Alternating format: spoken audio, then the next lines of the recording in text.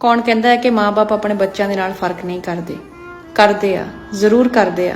ਜਾਣ ਬੁੱਝ ਕੇ ਕਰਦੇ ਆ ਜਾਂ ਅਣਜਾਣੇ ਦੇ ਵਿੱਚ, ਇਹ ਤਾਂ ਪਰ ਉਹੀ ਜਾਣਦੇ ਆ। ਮੈਂ ਕਿਤੇ ਪੜ੍ਹਿਆ ਸੀ ਕਿ ਮਾਂ-ਬਾਪ ਹੀ ਅੱਜ ਕੱਲ੍ਹ ਆਪਣੇ ਬੱਚਿਆਂ ਦੇ ਵਿੱਚ ਕਾਣੀ ਵੰਡ ਕਰਨ ਲੱਗ ਪਏ, ਇਸ ਕਰਕੇ ਉਹਨਾਂ ਦੀ ਆਪਸ ਦੇ ਵਿੱਚ ਬਣਦੀ ਨਹੀਂ।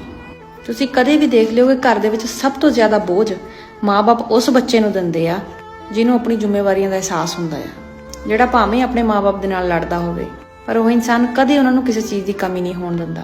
ਉਹਦਾ ਦਿਲ ਆਪਣੇ ਮਾਪਿਆਂ ਦੇ ਪ੍ਰਤੀ ਸਾਫ਼ ਹੁੰਦਾ ਆ, ਪਰ ਉਹ ਮਾਂ-ਬਾਪ ਉਹਨੂੰ ਇਸ ਤਰੀਕੇ ਦੇ ਨਾਲ ਯੂਜ਼ ਕਰਦੇ ਹੁੰਦੇ ਆ ਕਿ ਕੋਈ ਸੋਚ ਵੀ ਨਹੀਂ ਸਕਦਾ। ਤੇ ਦੂਸਰੇ ਪਾਸੇ ਘਰ ਦੇ ਅੰਦਰ ਜਿਹੜੇ ਬਾਕੀ ਦੇ ਬੱਚੇ ਹੁੰਦੇ ਆ, ਉਹਨਾਂ ਨੂੰ ਕਿਸੇ ਦੇ ਨਾਲ ਕੋਈ ਲੈਣ ਦੇਣ ਨਹੀਂ ਹੁੰਦਾ। ਸਾਰੀ ਜ਼ਿੰਦਗੀ ਉਹ ਚੁੱਪ ਕਰਕੇ ਆਪਣਾ ਸਭ ਕੁਝ ਬਣਾ ਲੈਂਦੇ ਆ ਬਿਨਾਂ ਆਪਣੀਆਂ ਜ਼ਿੰਮੇਵਾਰੀਆਂ ਨੂੰ ਸਮਝੇ ਤੋਂ।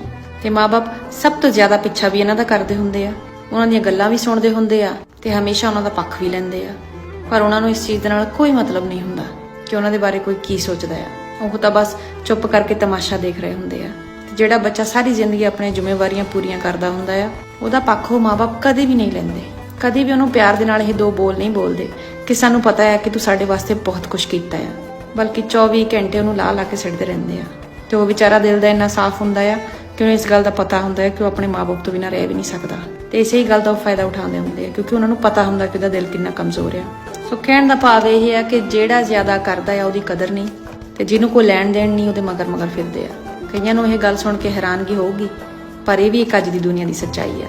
ਤੇ ਇਹ ਤਾਂ ਬਸ ਉਹੀ ਜਾਣਦੇ ਆ ਜਿਨ੍ਹਾਂ ਦੀ ਕਦਰ ਨਹੀਂ ਹੁੰਦੀ, ਜਿਨ੍ਹਾਂ ਨੇ ਆਪਣੇ ਬਾਰੇ ਇੱਕ ਮਿੰਟ ਨਾ ਸੋਚਿਆ, ਬਸ ਆਪਣਿਆਂ ਨੂੰ ਆਪਣਾ ਬਣਾਉਣ ਦੀ ਕੋਸ਼ਿਸ਼ ਦੇ ਵਿੱਚ ਉਹ ਦੁਨੀਆ ਛੱਡ ਕੇ ਚਲੇ ਗਏ।